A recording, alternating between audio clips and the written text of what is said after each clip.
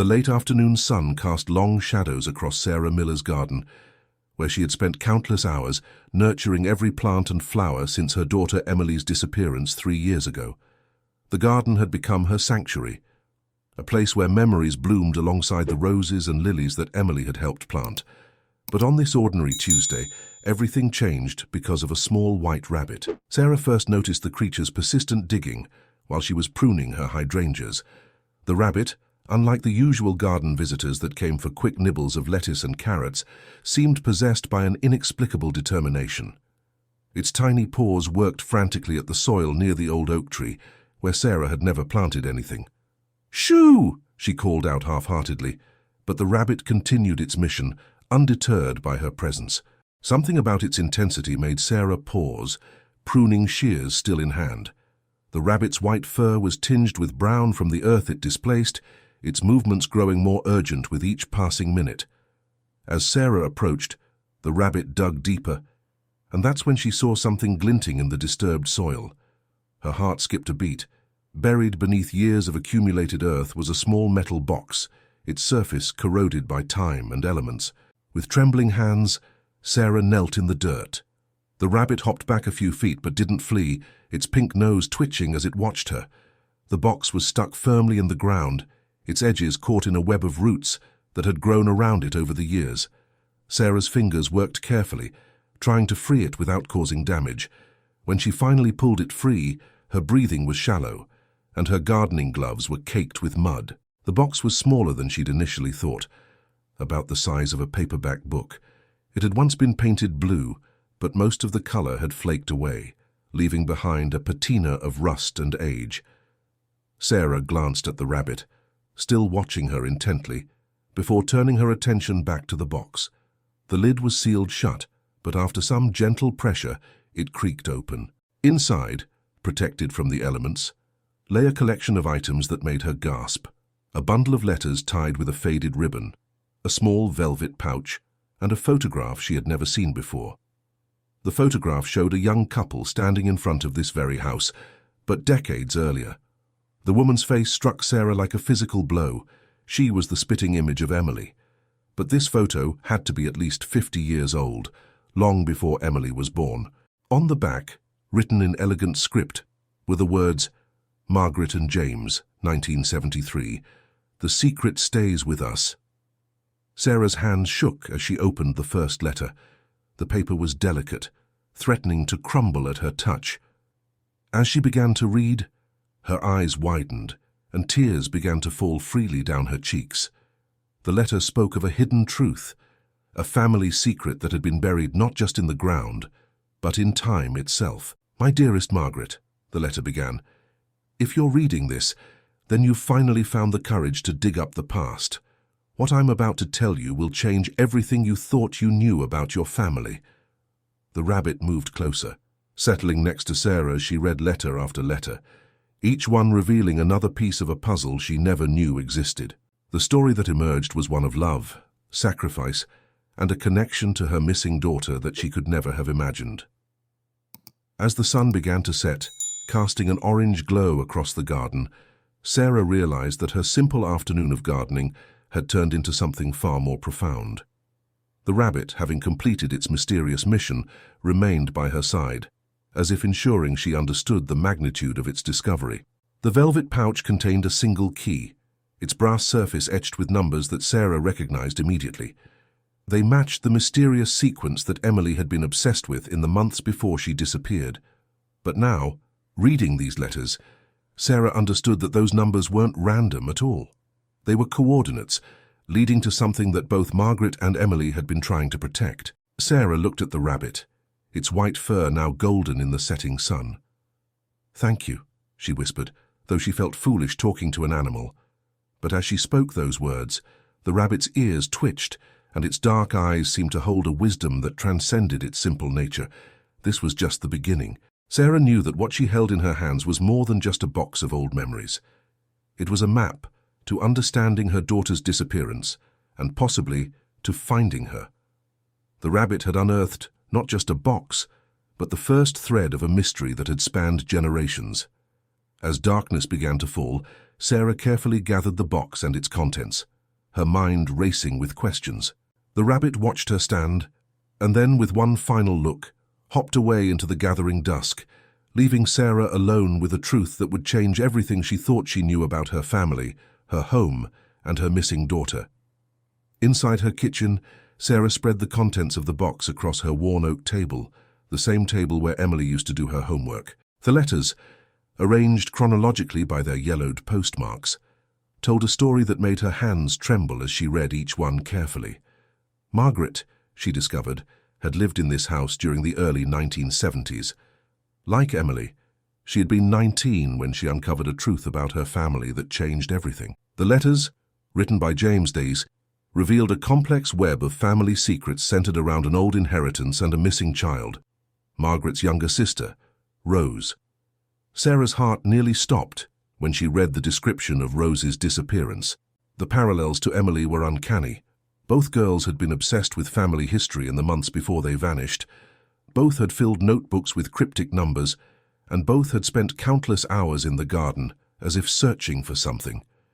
The key from the velvet pouch felt heavy in Sarah's hand as she examined it more closely. Under the bright kitchen light, she could see that beyond the coordinates, there was a name etched into the metal, Blackwood Trust.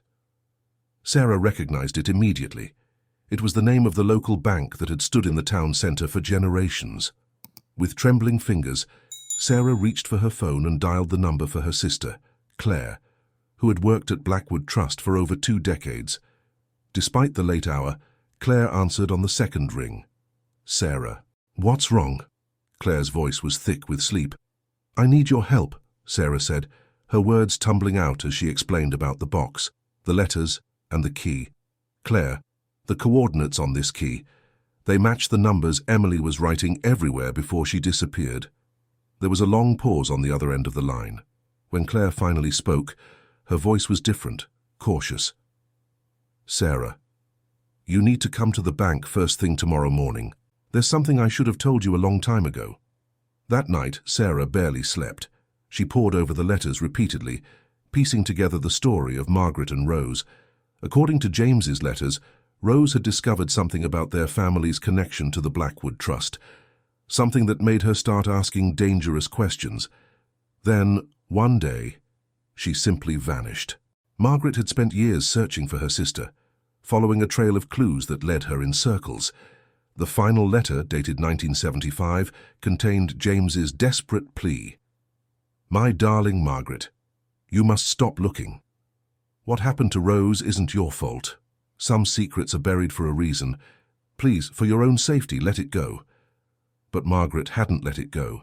Sarah found newspaper clippings tucked between the letters, spanning decades. They tracked Margaret's relentless search for Rose, a search that had apparently led her back to this house, to this garden, again and again. As dawn broke, Sarah made a shocking discovery in the final envelope. A letter that wasn't from James at all. It was written in a different hand, dated just 4 years ago, addressed to the next seeker. "If you're reading this, you found what I left behind. Like me, you must be searching for someone. The truth lies in the numbers, but be careful. They took Rose because she found out too much. They took others too. By the time you read this, they may have taken me as well. The key opens more than just a box. It opens the door to everything. But ask yourself, are you ready for what's behind it? Margaret." Sarah's blood ran cold. The letter was dated just 2 months before Emily disappeared. At 7:30 sharp, Sarah parked her car outside the Blackwood Trust building. The morning sun gleamed off its weathered stone facade, the words Est 1872 carved above the entrance. Claire was waiting for her at the staff entrance, her face pale and drawn. "Before we go in," Claire said, gripping Sarah's arm, "you need to understand something. I didn't tell you this before because I was sworn to secrecy, and I was afraid. Emily came to see me at the bank the day before she disappeared. She had that same key." Sarah felt the world tilt beneath her feet. "What?" "She said she'd found out something about our family's real history, something about a trust that was set up generations ago. She wanted to access an old safety deposit box." Claire's voice dropped to a whisper. Sarah, after she looked inside that box, she was different, scared. She made me promise that if anything happened to her, I would wait for a sign before telling anyone what she'd found. A sign? Sarah's voice cracked. What sign? Claire's eyes filled with tears. She said, when the white rabbit digs up the truth, you'll know it's time. Sarah felt her knees weaken as the implications hit her. Emily had known, somehow. She had known that this day would come. The rabbit in the garden hadn't been a coincidence at all. As Claire led her through the bank's marble lobby toward the safety deposit vault, Sarah clutched the key so tightly it left an impression in her palm. Whatever Emily had discovered in that box had led to her disappearance. Now, 3 years later, Sarah was about to uncover the same truth. The vault door swung open with a heavy groan, and Claire led her to a small private room with a steel table. Box 1973, Claire said, her voice shaking slightly. It hasn't been opened since Emily was here. Sarah inserted the key with trembling hands. The lock turned with a soft click, and the lid lifted to reveal a single manila envelope and a small leather diary. The envelope contained one sheet of paper, a family tree dating back to 1872, the year Blackwood Trust was established. But this wasn't just any family tree. It showed a connection that made Sarah's heart stop. Her family's true relationship to the Blackwood family itself. And there, written in the margin in Emily's familiar handwriting, were the words that would change everything. They're still watching. The truth about Rose is the truth about all of us. If you're reading this, Mum, I'm alive. But finding me means exposing them all. Sarah's hands trembled as she opened the leather diary. The first pages were filled with Emily's familiar handwriting, detailing her investigation into their family's connection to the Blackwood Trust. But as she read further, the story that emerged was far more complex than she could have imagined. The Blackwood Trust, Emily had discovered, wasn't just a bank. It was originally established as a guardianship for children who had lost their parents under mysterious circumstances. All of these children, including Rose and later Emily herself, had uncovered a disturbing pattern. Their parents hadn't abandoned them or died by accident. They had been systematically removed by someone within the bank who was desperate to keep old secrets buried. Claire watched nervously as Sarah read, occasionally glancing at the vault door. Emily showed me some of this, she whispered, but I didn't believe her at first. It seemed too incredible. Then she started connecting the dots. According to Emily's notes, Rose had discovered that several prominent families in town, including their own, had built their fortunes on stolen inheritances. The bank's original founder, Theodore Blackwood, had orchestrated a scheme to divert funds from orphaned children's trusts into his own accounts. When Rose threatened to expose this, she vanished, just like others who had gotten too close to the truth over the years. But Emily had gone further than Rose. She had found proof, documented transfers, altered records, and most importantly, a list of names. Among them was Margaret Webster, Rose's sister, who hadn't actually disappeared. She had been forced to change her identity and relocate to protect herself. Sarah's heart raced as she turned to the final pages of the diary. There, tucked between the leaves, was a small business card for a nursing home in a town 3 hours away. On the back, in Emily's handwriting, "Margaret lives. Room 237, she knows where Rose is." "Claire," Sarah said, her voice barely a whisper, "did you know about this?" Claire shook her head. "Emily never told me about finding Margaret. But Sarah, there's something else you need to know. The current board of directors, they're all descendants of the original families involved in the scheme. If they realize we're looking into this..." A sound at the vault door made them both freeze. Footsteps echoed on the marble floor outside, then passed by. Sarah quickly gathered the documents, her mind racing. Emily wasn't just missing, she was in hiding, following a trail that had started with Rose's disappearance decades ago. As they left the bank, Sarah noticed a black sedan parked across the street, its driver watching the entrance intently. Claire saw it too and hurried them to Sarah's car. "Don't go straight to the nursing home," she warned. "Take back roads, make sure you're not followed, and Sarah, be careful who you trust." The drive to the nursing home was tense. Sarah took alternate routes, constantly checking her rearview mirror for signs of surveillance. Her mind whirled with questions. Was Margaret still alive? Would she remember Emily? And most importantly, would she know where to find her? The Pleasant Valley Nursing Home was a modest brick building surrounded by well-maintained gardens. Sarah's heart pounded as she approached the front desk, asking for Margaret Webster in room 237. The receptionist's face fell slightly. "I'm sorry," she said. "Margaret Webster passed away 3 weeks ago." Sarah felt the floor drop out from under her. They were too late. But then the receptionist continued. "Her niece came to collect her things just yesterday. Lovely girl, looked just like Margaret when she was young, said she was heading to the family cottage up in Cedar Grove." Sarah's hands gripped the desk. "This niece, did she leave a name?" The receptionist checked her logs. "Emily Webster." Hope surged through Sarah's chest. Emily had been here just yesterday. She was alive, and she was leaving a trail for her mother to follow, the cottage in Cedar Grove. Sarah knew it. It was the same property listed on the family tree from the safe deposit box, a property that had belonged to Rose before she disappeared. As Sarah drove toward Cedar Grove, her phone rang. It was Claire, her voice urgent. "Sarah, you need to know something. I just found out. The bank's board of directors called an emergency meeting for tomorrow morning. They're planning to empty and seal all the old safety deposit boxes. Whatever Emily found, whatever she's trying to expose, they're trying to bury it for good." Sarah pressed harder on the accelerator, watching the sun begin to set behind the mountains.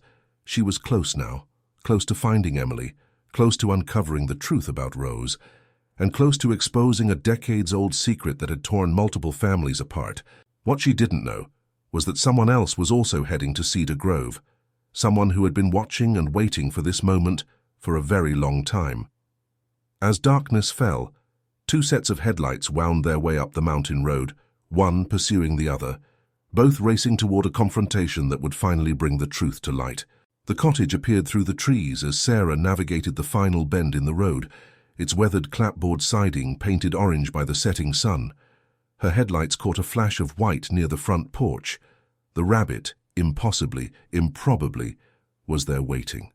As she pulled up to the house, she noticed fresh tire tracks in the gravel driveway. With trembling hands, Sarah turned off the engine. The cottage stood silent, no lights visible through the windows, but a thin trail of smoke rose from the chimney. Someone was here, or had been very recently. As she stepped out of the car, the white rabbit hopped toward the side of the house, then stopped, looking back at her expectantly. Following the rabbit led her to a cellar door, its padlock recently cut. Sarah's heart pounded as she pulled it open, wincing at the creak of rusty hinges. The rabbit disappeared into the darkness ahead of her. Using her phone's flashlight, Sarah descended the stairs into the musty cellar. The beam of light revealed shelves lined with old preserves and cardboard boxes, their labels faded with age. But it was the far corner that caught her attention, a desk clearly recently used, covered with papers and photographs. Sarah approached slowly, her flashlight revealing something that made her gasp. A wall covered with documents, photographs, and newspaper clippings, all connected by red string, creating a complex web of relationships and events spanning decades. At the center was a photograph of Rose, taken just days before her disappearance. Next to it was a more recent photo of Emily, and the resemblance was striking. They could have been sisters, despite the decades between them. Sticky notes in Emily's handwriting covered the wall, forming a timeline that connected Rose's disappearance to a series of suspicious deaths and disappearances over the years. "Mom!" Sarah whirled around, her flashlight beam landing on a figure standing at the bottom of the cellar stairs. Emily stepped forward, looking thin but healthy, her eyes carrying a wisdom beyond her years. Before Sarah could move, Emily raised a finger to her lips, motioning for silence. "We're not alone," Emily whispered. "They followed you." As if on cue, the sound of tires on gravel echoed from above. Emily quickly turned off the desk lamp and pulled her mother into a hidden alcove behind a shelf. They held their breath as footsteps crossed the porch overhead. "Emily," Sarah whispered, squeezing her daughter's hand. "What's going on?" Why did you disappear?" "Because I found Rose," Emily replied softly. "She's alive, Mom, and she has proof of everything. Documents that show how the Blackwood Trust stole millions from orphaned children over generations. But the people involved, their descendants, they're still here, still protecting their family secrets." The cellar door creaked open above them. Emily tensed, pulling something from her pocket, a small USB drive. "Everything's on here," she whispered. "Rose collected evidence for decades, and I found more. But they know we have it. That's why they're here." Footsteps descended the cellar stairs. A flashlight beam swept the room, passing inches from their hiding spot. Sarah recognized the voice that spoke next. Thomas Blackwood, the bank's current president. "We know you're down here, Emily," he called out, his voice echoing off the stone walls. "This has gone on long enough. Your mother doesn't understand what's at stake here." Emily squeezed Sarah's hand again, then pressed the USB drive into her palm. "Rose is at the Meadowbrook Hospital," she whispered. "Room 412. She's been waiting for this moment for 40 years. Before Sarah could stop her, Emily stepped out from behind the shelf. "Mr. Blackwood," she said clearly, drawing attention away from their hiding spot. "I was wondering when you'd show up." Sarah watched, heart pounding, as her daughter faced the man who had helped orchestrate decades of deception. Thomas Blackwood stood at the foot of the stairs, his expensive suit out of place in the dusty cellar. Behind him, 2 other men blocked the exit. "You're just like Rose was," Blackwood said, his voice carrying a note of what almost sounded like admiration. "Too smart for your own good. But times have changed, Emily. We're not the monsters you think we are." "No." Emily's voice was steady. "Then why did you try to silence Rose? Why did Margaret have to spend her life in hiding? How many families have you destroyed to protect your fortune?" As Emily kept them distracted, Sarah quietly moved along the wall, clutching the USB drive. She knew what her daughter was doing, creating a diversion, giving her mother a chance to escape with the evidence. But Sarah couldn't bear the thought of leaving Emily behind again. Then she saw it, the white rabbit somehow inside the cellar, positioned near a narrow window well. In the beam of the flashlights, Sarah could see that the window's rusty grate had been recently removed, an escape route. Thomas Blackwood took a step toward Emily. "We can make a deal," he said. "Your family would never want for anything again. Just hand over the evidence, Kiss, and this all goes away." Emily laughed, a sound that echoed off the stone walls. "That's what you told Rose, isn't it? Right before you forced her into hiding. But she was smarter than you thought. She never stopped gathering evidence, never stopped planning for the day when someone would finally expose the truth." As Emily spoke, Sarah inched closer to the window well. The rabbit watched her, its dark eyes reflecting the dim light. Everything hinged on what would happen in the next few moments. Justice for Rose, Emily's safety, and the exposure of a truth that had haunted their family for generations. Sarah's heart raced as she watched the confrontation unfold. Emily stood her ground, keeping Blackwood and his men focused on her while Sarah edged closer to the window well.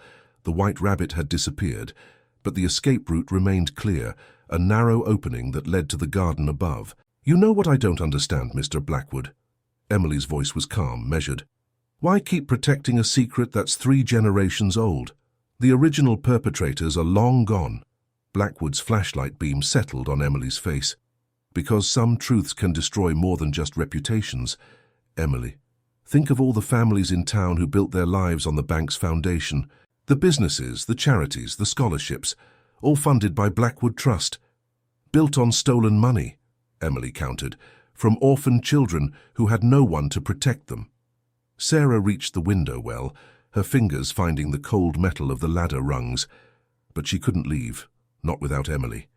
As if reading her thoughts, Emily continued speaking, her words carrying a hidden message for her mother. "Rose understood something important," Emily said, taking a small step backward. "She knew that the truth doesn't stay buried forever. That's why she left a trail, gathering evidence year after year, and that's why she's ready to testify." Blackwood's composure cracked. "Rose is dead. She disappeared 40 years ago." "Did she?" Emily smiled. "Or did she just make you think she disappeared? While all along she was building a case against you. Tomorrow morning at 9 a.m., she's meeting with the State Financial Crimes Unit. All she needed was someone to find the final pieces of evidence, the documents that prove the original theft and the subsequent cover-up. Sarah understood suddenly what was happening. Emily wasn't just creating a diversion, she was revealing that their victory was already assured. Rose was alive, and she had been working with Emily all along. Blackwood must have realized it too. His face paled in the dim light. The evidence was sealed in those safety deposit boxes. We checked them all. Not all of them, Emily said. Margaret was cleverer than that. She created a false trail in the bank while Rose kept the real documents safe. And now, after 40 years, justice is finally coming. The sound of cars pulling up outside made everyone freeze. Through the high window, red and blue lights flashed against the evening sky. Emily's smile widened. "That would be the police," she said. "I called them before you arrived. Rose's testimony combined with the evidence we've gathered. It's over, Mr. Blackwood." Sarah watched as resignation spread across Blackwood's face. He lowered his flashlight, his shoulders sagging with the weight of generations of secrets. His men looked at each other uncertainly as footsteps thundered on the porch above. "Police, open up!" What happened next unfolded like a scene from a movie. The cellar door burst open, flooding the space with light.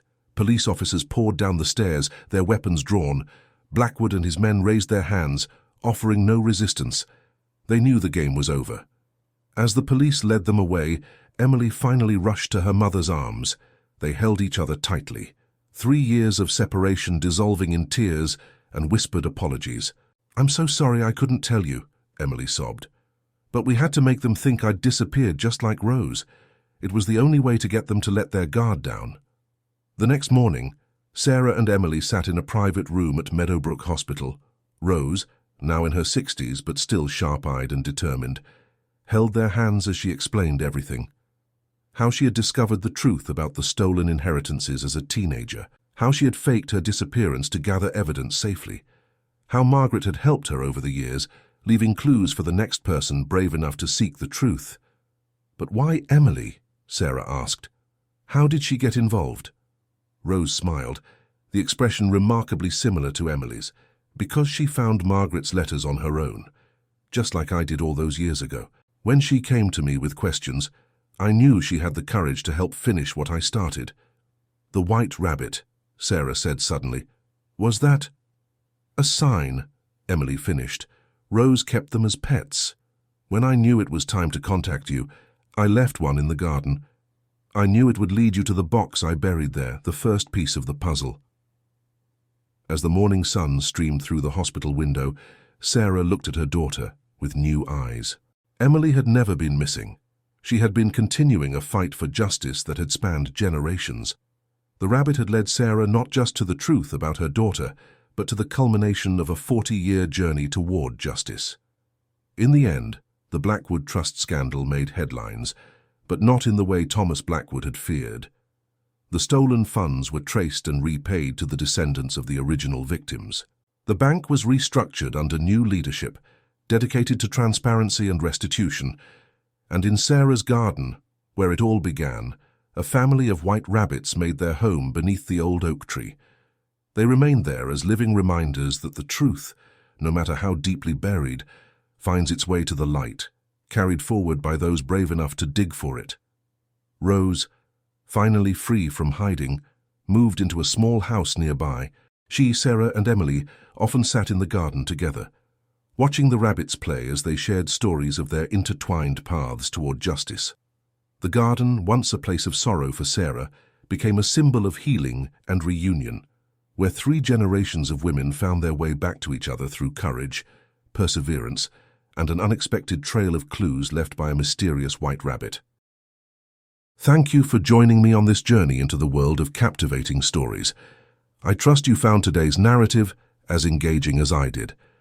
If you enjoyed this exploration into fascinating and compelling narratives, kindly indicate your appreciation by liking this video. Are you watching on mobile? Show your appreciation with a double tap for hype. For more captivating stories and journeys into the heart of compelling storytelling, please subscribe to the channel and activate notifications so you don't miss a single upload. Your thoughts and interpretations are most welcome. Please Please share your perspectives on today's story in the comments below. And if you believe others would find this content engaging, please consider sharing the video with your network. Until our next journey into the world of captivating tales, I bid you farewell.